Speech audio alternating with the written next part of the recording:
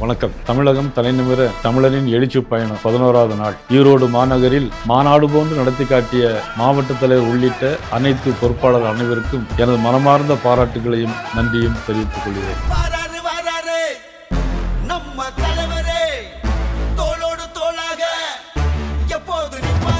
இது பொதுக்கூட்டமா அல்லது மாநாடா? 2026 தேர்தலுக்கு பிறகு நடைபெறுகின்ற வெற்றி விழா பொதுக்கூட்டமா என்று கேள்வி கேட்கிற அவையில்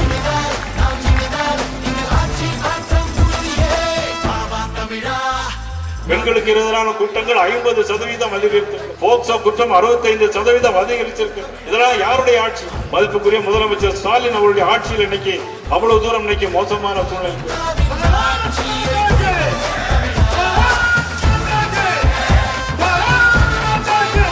அடுத்து நாமக்கல்லில் சந்திப்போம்.